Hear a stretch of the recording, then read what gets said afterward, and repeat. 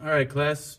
So here's your first real homework assignment with a video that's, based on Regents questions. So this is how it's going to work. I've got 4 questions here.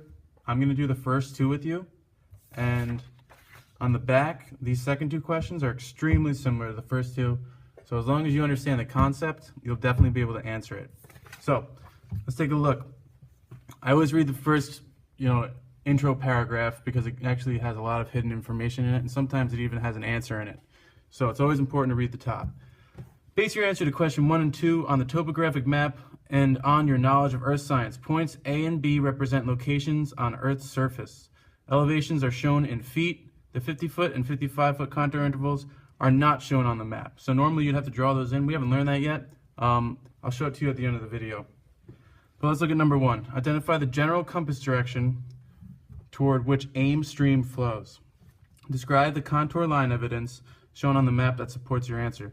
So we need to do both the compass direction and the evidence shown on the map. So I find Ames Stream. I see that Ames Stream is going just across, right? So I need to figure out which way it's actually flowing.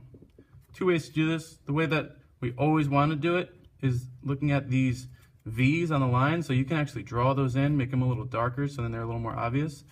And you've got to remember, the V's always point uphill. So if the V's point uphill, that means my stream is flowing downhill into the lake. So that's kind of like my arrow for the end of the stream, showing the direction that the water is going to flow. Water flows opposite the direction that the V's of the lines point. So overall, the compass direction for this, if we know that north is upwards, we've got east, south, and west, right?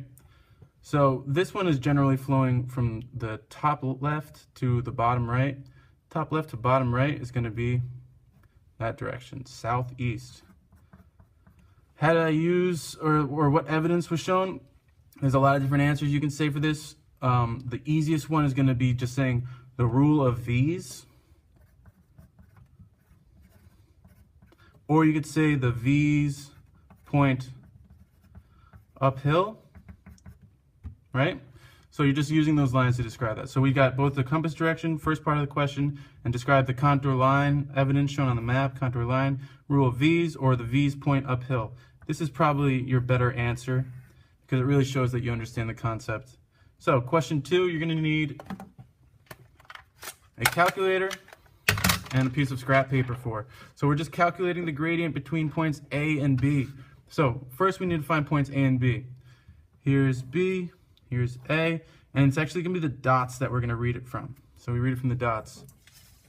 So the gradient formula, G equals change in field value over distance.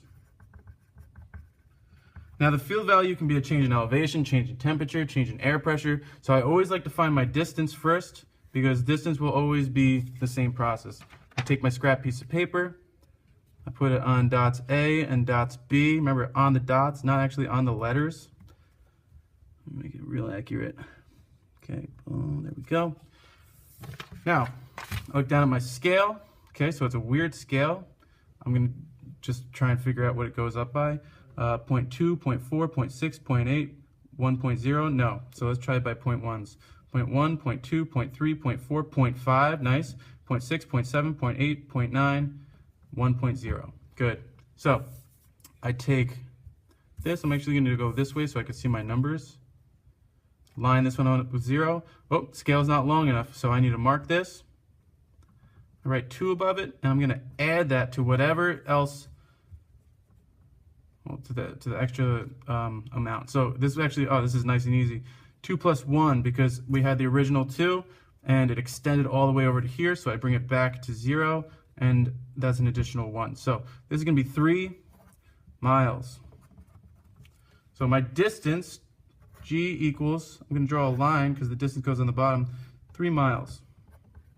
Now I need to do my change in field value. We've got a 62 and a 50. I need to write the correct units for this. The contour interval is going to be 5 feet. So I need to do 62 feet minus 50 feet.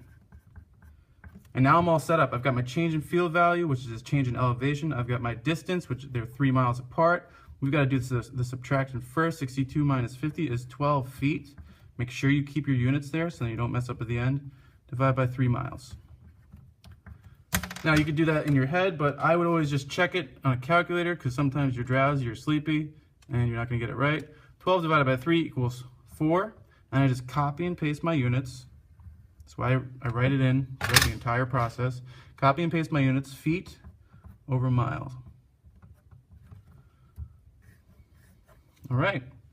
So you guys can stop watching the video now if you want, or you can watch how I draw in these contour lines so then you can get a little better understanding of what the next thing we're going to be learning is. So the 50-foot line and the 55-foot line are not drawn on the map. So we needed to draw that in. And you don't remember, you don't have to do this, but you should still watch this. So what I always look for is I'm going to separate numbers that are lower than 50 from numbers that are higher than 50.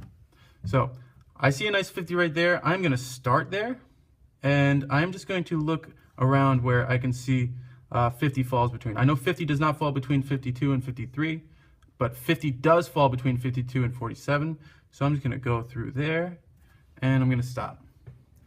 So now I need to determine if I'm going to go up through here or down around here.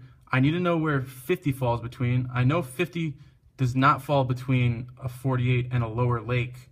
I know it does fall between 52 and 48 because if I count from 48 to 52, 48, 49, 50, right? 52, 51, 52. So I can just take it up right through there, and I'm always going to make sure that there's no space between my line. Oh, there's another 50 right there. I'm approaching a stream. And we know what happens with lines at streams. They actually curve up, make a V, and they curve back down. And I'm finding another 50 right here. And I split a 53 into 47, right? And 50 falls between there, so I'm good. And now I need to look for my next move. I see a 54 and I see a 49. I know 50 falls between those two numbers, but it's closer to 49. So I'm just going to bring it close to 49. And there's a 50. There we go. And I'm just going to extend this up to the edge of the map.